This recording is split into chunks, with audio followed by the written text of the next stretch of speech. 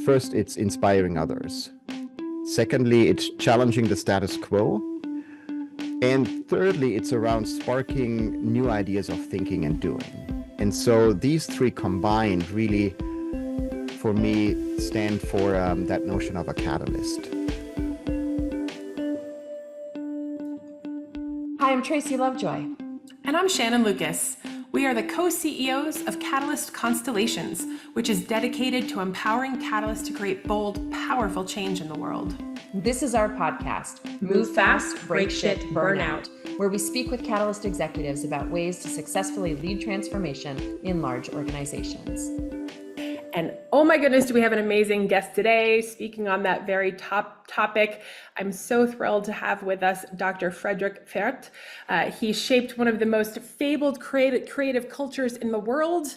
As Google's first Chief Innovation Evangelist, he founded Google's Innovation Lab, where he trained tens of thousands of Googlers to develop and experiment with new ideas, and taught groundbreaking classes on innovation and creativity at Stanford University for more than a decade.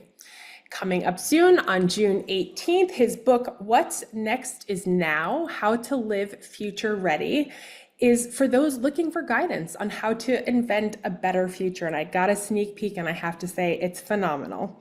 His ideas and practices are used by international government agencies, organizations, and businesses, ranging from the UN to NASA to the NBA. His work has been highlighted in more than 250 media outlets like Fast Company, Harvard Business Manager, Der Spiegel, and BBC News. Born in Germany, he experienced with a nature-centric lifestyle with his family in Santa Cruz, California. So great to have you, Frederik. Thank you for having me, Tracy and Shannon. I love that we can see how you're living your sort of catalyst, nature-centered life with your geodome there. We'd love to start off, with in your own words about how you relate to the concept of catalyst, maybe what catalyst has meant, especially as you've been an innovation leader at Google all those years. Yes, I'm joining you here from the Santa Cruz Mountains, which is, on the West Coast in California. And we'd love to say it's above Silicon Valley, right? Which gives you a little bit of a perspective of all the good stuff that's happening down there, the craziness, the chaos, the creativity, and so forth. And I'm here with it's a real background. I'm getting that question a lot. It's a real environment. And I always like to share that story that, in 2019, I think it was first week of December, I gathered a couple of friends here in our little forest, and I asked them to help me build this dome. And we put it together, and we celebrated, and it's supposed to serve as a guest house for friends and family and everybody who wants to come visit us. But none of the guests ever showed up because 3 months later, the pandemic happened, as we all remember, March 2020. And my friends kept joking around, hey, Frederik, did you actually predict the future that, we always needed to, or we needed different places where we can work, where we can live, where we can communicate and meet and so forth. And as I'm not a big believer, and I'm actually not a believer at all in predicting the future, I'm more a believer in creating your own future. I always tell them, hey, whatever you want to see happening in the future, right? You have the power to create it. If you want to have a different environment for yourself to meet with people or gather people or just be working, you can create that, right? And, that's one of the examples I love to share. But coming to your question around catalysts, right, which I really love that terminology because it's such a positive kind of like momentum creating word. For me, it really embodies that quote around be the change you want to see in the world. And as a catalyst, you really have that power to embodying the change you wish to see. And for me, it involves maybe three things that I would really relate to that notion of a catalyst. First, it's inspiring others. Secondly, it's challenging the status quo. And thirdly, it's around sparking new ideas of thinking and doing. And so these three combined really, for me, stand for that notion of a catalyst. I love that. And I mean, the whole thrust of your book is, you know, it's like, what future do I want to create? And you know, how am I going to embody that? That question that we were talking about as we were kicking off about, like, you know, how do you want to be in the future is such a great way to start to get to know people. And so I love the intersection of that's so intuitively often how catalysts show up, but your book is about making a lot of those things, you know, manifest. I'm just curious, like, you know, you have this amazing story about how you embody what I would call the sort of the catalyst mentality when your family and your home were threatened by a fire. And I love the example because it's so easy when we talk to others about how catalysts show up and how positive about the future and optimistic and curious we can be. And they can be dismissive, like, well, that's really easy because, or, you know, you have the privilege of doing that because. But in the face of like insane possible personal family impact, you still embodied that. Can you tell us that story? Yes, yeah, happy to go back in time a couple of years. But let me start with that deep belief that I have, which is around the future is not what happens to you. The future is something you happen to. And if you start understanding and believing that, right, you move away from fretting over what could happen in the future and start thinking hard about what should happen in your future. As the future is not such a distant, mysterious force that we always think about, right? When we look at these visuals of, like, you know, 50 years out or 100 years out, where, you know, everything is flying and everything is looking shiny. It's crafted really by your daily choices that you make. And if you start believing that and understanding that, I think you can also relate to how we reacted or responded to the wildfires that were just a mile away, burning close to our house in California. And so imagine, right, you see fires coming closer and closer over the days, and, you know, you're living in a forest, so you're in a dangerous place. And then, you know, one morning a police officer knocks on your door and gives you basically a 10-minute warning to pack all your stuff for your family of 5 and leave your home for good, not knowing if you ever will return, right? So that's a situation we ended up in. And we, you know, packed the stuff we value and find meaning in, and we, you know, hopped into our little VW Vanagon from the 90s and went on our road trip, right? That we not were sure if we ever returned from, with not hope, but a sense of optimism. I would say radical optimism that, you know, things are going to be turning out good, right, at the end. And because that's the only way of approaching your future, is taking that optimism with you, even in a situation where you might end up losing everything, in terms of your, you know, environment and your home. But we had everything we needed with us, right? We had our 3 kids, you know, my wife and myself. We had us that we were taking on that road trip, again, like not knowing if we will ever return. And what really stood out in that situation is the way we responded, right? We responded with a sense of openness, where we said, like, you know, we're not sure how this is going to end up or where things are going, but let's embrace that openness, that whatever is going to come, you know, we have a little bit of control in deciding what's going to happen. And it helped us really to live a different lifestyle afterwards, where, you know, we found a different relationship with our planet, with our Mother Earth. We really understood that, the climate is changing and our actions and our choices really make a difference. And so now we live a lifestyle where we grow our own food. We really not just respect nature, but we nurture it, right? We want to give more back than we actually take from nature.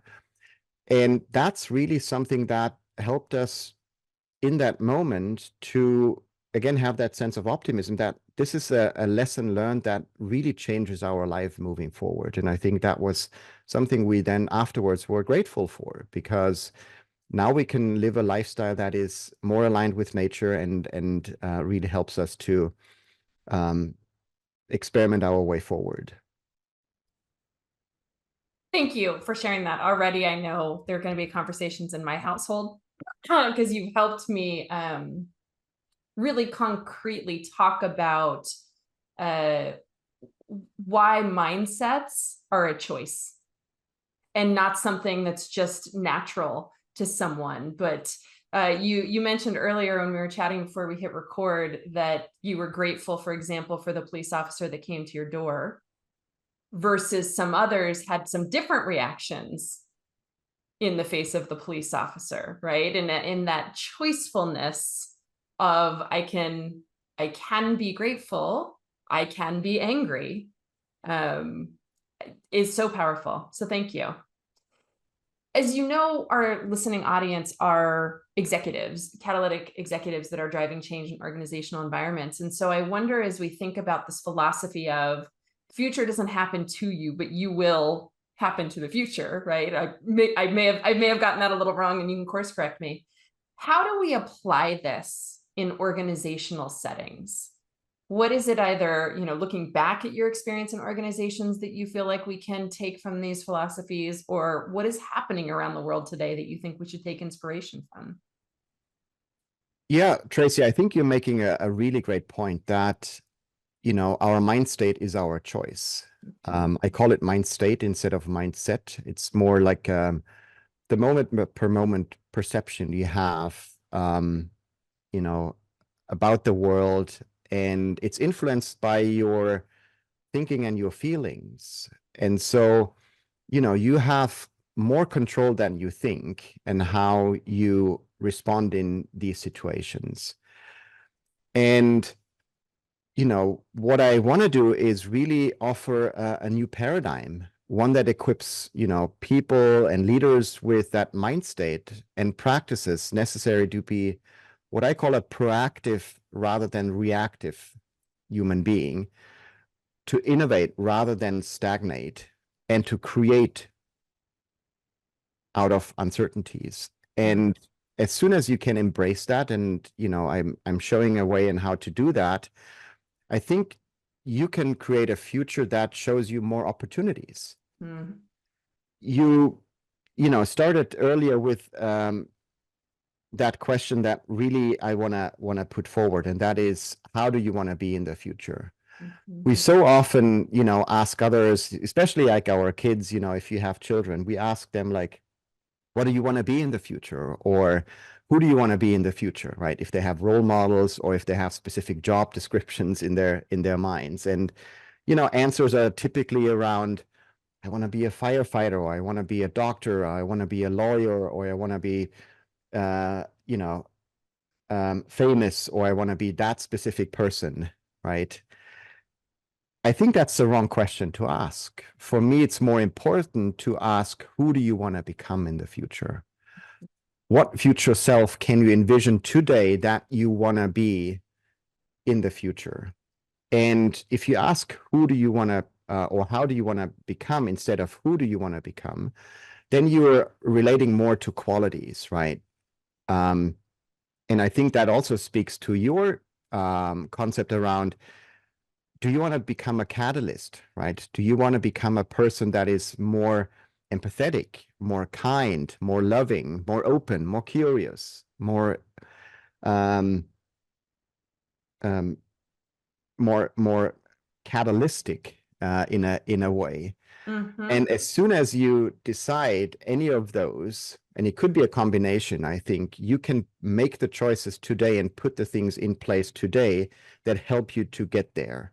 Yeah. And I think that's one of the probably advices I would have for leaders in organizations is, instead of asking yourself, like, what leader do I want to be, or who do I want to be in the future, ask yourself, how do I want to be as a leader? Whew. Go ahead, Tracy. Any specific advice you have to leaders that are trying to actively create those responsive environments, those creative environments? And I was looking at data just this morning, actually. Shannon and I run programs where we help organizations identify their catalysts. You call them future readies, right? And we work with them to begin to build skills and processes into how the organization works. And so it begins to create a firefly effect, right? Where, they're all over and then it spreads. So I saw in the data that these folks said, I feel so confident in my skills, in my ability to use the skills, but I'm not confident that the organization I sit in is really ready for change. So what advice do you have for folks to support what you're talking about and really be able to bring that into the fabric of where they sit? Yes, that's an interesting observation that you found, is like that we tell ourselves that the organization or the culture or the community we're part of is not ready for change. And I hear that so often, right? Working with, very large organizations, around the world, or even startups, or, smaller organizations that are successful in what they're doing. Most of the time, what I hear is like, hey, Frederik, we like to innovate, or we like to, change things, but I think the organization or the culture is just not ready. And I think that's wrong, because we are actually setting, as individuals, the tone in the culture. Every individual, every human being, right? How they show up every day are responsible of how the culture actually works. And so in my work, when I was, beginning to try to build a culture of innovation at Google, I basically traveled to about 27 offices in less than a year. My suitcase was packed with Play-Doh and pipe cleaners and Post-it notes and all these things that we always thought like are helpful to experiment or unleash an inner child in people. And I really was on a journey to discover, like, how is innovation happening here? Like, what are some of the things that I can learn to then eventually scale innovation to everyone and the whole organization? And what I found on the way is individuals, remarkable individuals that were open, that were curious, that had a lot of questions, but they were the people that really helped me to understand how innovation works. And then eventually, I built a community with those folks. I called them Innovation Evangelists. And those were like around 650 people that really were embracing all of those things that we felt are helpful when you want to build a culture of innovation. And that's empathy, 10x thinking, and experimentation. Those three principles really were embraced by these individuals in like every part of the organization. And they were teaching it, they were role modeling it, they were coaching it, they created programs around it, they were training it, and they were living it, most importantly. And I feature about 14 of those individuals. I could have featured probably like more than those, obviously. Everyone had a remarkable story, but I picked 14 that I find that probably everybody can relate to, right? Which was very important criteria for me. And it's a diverse group of people. And one of those folks is Kalle Ryan. He lives in Dublin. an incredible creative human being, but he probably could be described as that powerful catalyst that you really want to have in your organization. He used to work at Google. He worked at Meta and Facebook afterwards. And he shares a really incredible story that you should check out. So I just want to briefly introduce him. So what he mentions is that for a long time, his corporate side was what he called Bruce Wayne from Batman. I loved this story. It was such a great story. It makes it so clear, Frederik. Yes. Exactly. And so his creative side was Batman. And, at night he was filling halls and pubs and, events with stand-up comedy, right? So he was leading stand-up comedy, and he was a tremendous creative person to lead that. He also got an award for an alternative anthem for Ireland from the Dublin Times. And so, at night he was Batman, but during the day he was Bruce Wayne. And one day he asked himself, what if I bring Batman to work? And that changed everything. Because from then on, he asked, what's the creative way to look at this? Or what's the creative way of solving that? So imagine, he was doing, stand-up comedy for an all hands, right? Or a musical version of your presentation slides, or, whatever you can imagine.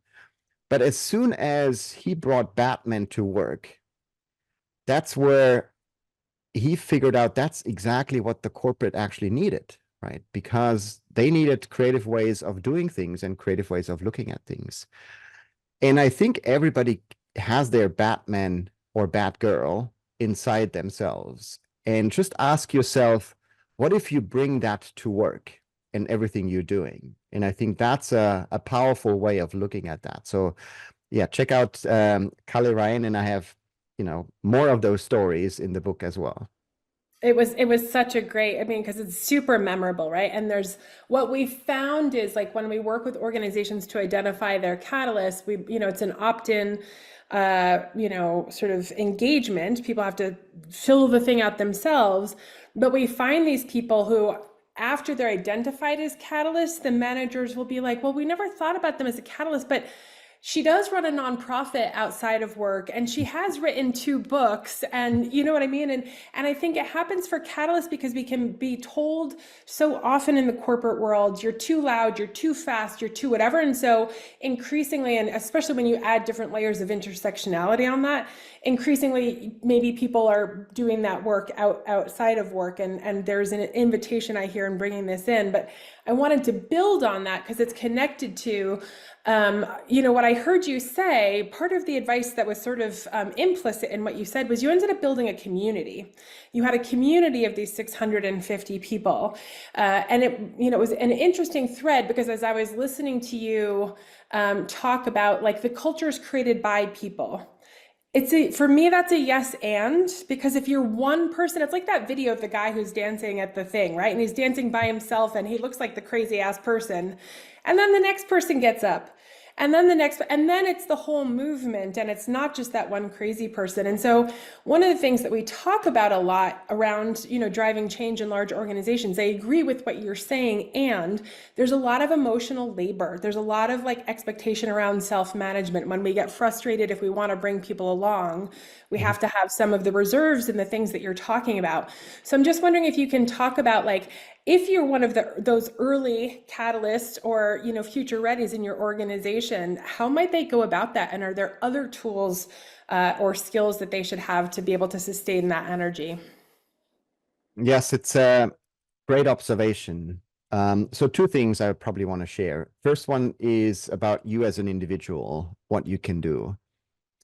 And that has always been a guiding principle for myself, is around, don't ask for permission, ask for forgiveness, right? It's such a profound but powerful way of going about things, right? You mentioned that story about that individual that gets up and dances, and then everybody, looks at him or her and, waits a little bit, but then they join. because it's such a fun and joyful thing to do. Why wouldn't you? But that person didn't walk around and ask everyone for permission if he or she can dance, right? They were not like having these waivers where like people could sign like, oh, can you give me permission so that I can get up and dance, right? So just if we play that metaphor a little bit longer,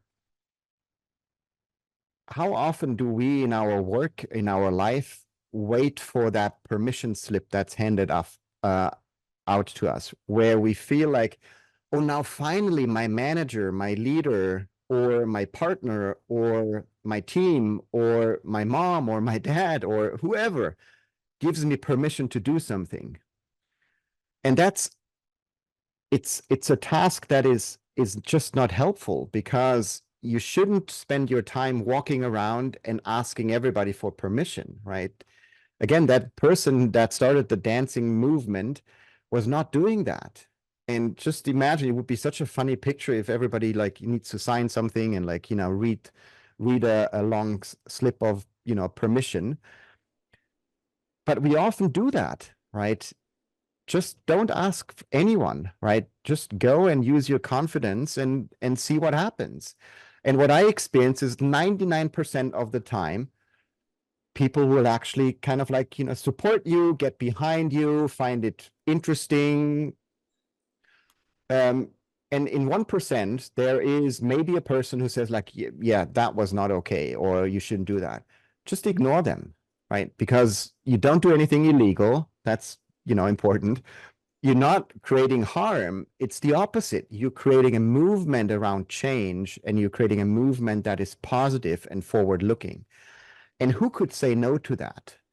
So find, in these 99% of supporters and people who are like, admiring what you're doing, find a couple of that are really becoming your champions and applaud, and like create the next movement and get up and dance whenever they're like somewhere else, right? And I think that's what I found with my 650 people in that community, is they felt what we call in a safe environment, a psychologically safe environment that I've created for them, where they only shared what they were doing outside of work, what they were doing their 20% time, which is, one of those famous things that people could dedicate about 20% time to work on things that are not related to their job description.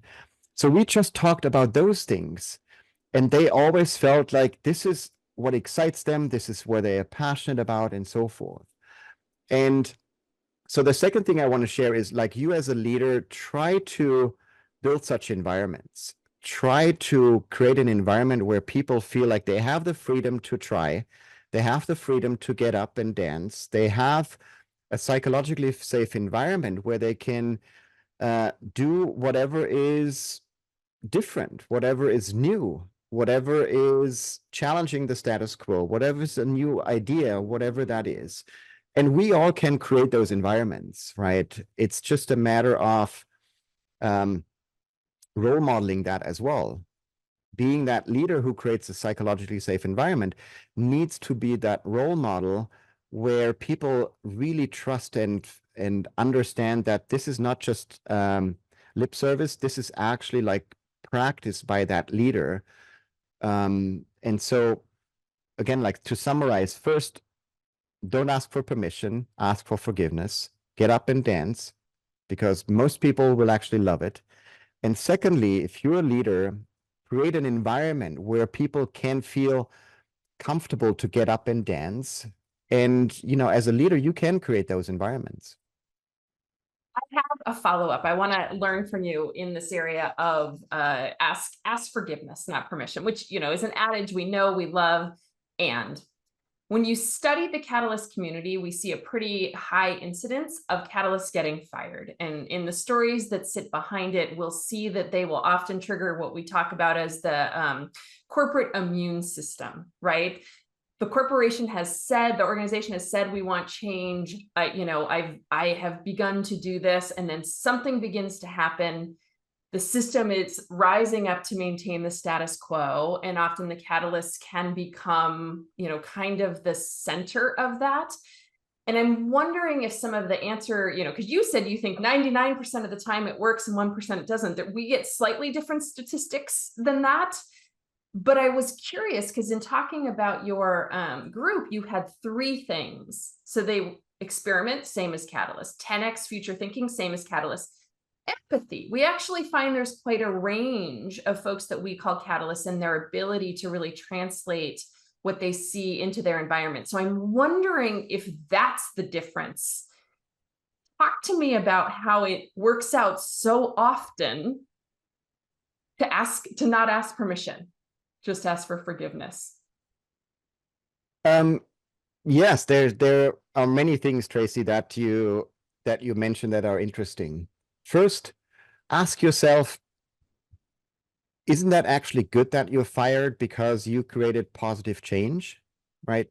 Do you want to, be part of an organization that is not creating change, that is not, holding that value of innovation, doing meaningful things, being creative and so forth? And,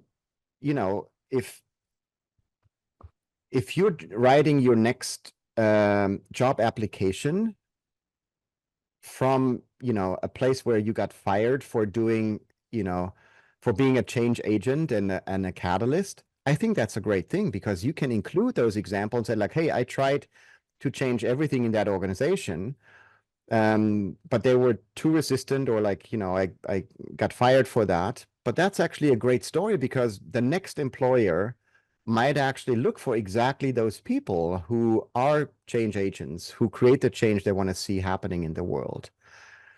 So that's the first thing. Like, that's just a question you have to ask yourself, is like, do you want to be the person that does always the same things over and over again, and sticks to the routines and practices that have been done in the past? Or do you want to be the person that tries something new and something different that leads to a different outcome? And, one example I like to share, and how, I try to reward people for doing things differently, was a penguin award that I introduced. And I learned that by teaching experimentation and prototyping on a ship called the Entrepreneur Ship, where we literally sailed to the end of the world, Patagonia, and in Chile. And we had about 30 students from Stanford and about 30 students from Chile. And, I wanted to, teach on experimentation and prototyping and how that can help you to learn fast. And we watched those penguins on ice shelves. And what was fascinating is that when we observe those penguins in nature, being on that ship, you see that there's always one penguin that jumps first into the water. It's the courageous penguin, right? And the rest is kind of like following slowly, but mostly like, first watching if that first penguin comes back up again, because there's a 50% chance that they find food or they become food. And for me, it was such a magical moment, because that's how organizations usually work. There's one courageous penguin, maybe it's a catalyst, right? Maybe it's someone who jumps into the cold water, tries something different, and they have a chance to find something new, a new market, a new customer, a new technology, a new process, whatever it is. Or they might have a chance of not finding that. But they always will learn, and they will learn for everyone else that follows, right? So the organization that's standing on the ice shelf, watching carefully if that, courageous penguin comes back up again, or that human being who tries something new and jumps into the cold water. It's very important that we reward those people. And so for me, I introduced the Penguin Award. That was a little penguin figure that we handed out bi-weekly to the person who jumped first into the cold water. Not recognizing, rewarding success, but rewarding taking a risk, which is important, because they always learn something coming back. And that's what they shared with the rest of the organization. Because to close that story, we all know what happens if no one jumps. Everybody's going to die. The whole organization will eventually disappear, right? Yeah. And so that's a powerful way of looking at that, where we want to reward and recognize those people who take a risk. Now, you asked that question around, experimentation is something you see as well, like in catalysts, those notions of 10x thinking and thinking radically different. But also for me, it was empathy, right? The people who showed empathy were the people that really had that in-depth connection with each other, right? They really were able to understand the needs and perspective of those they aimed to serve through innovation, right? And I think that's a very powerful way of looking at change as well. As you're looking at change and, everything is changing all the time, it's just the law of nature.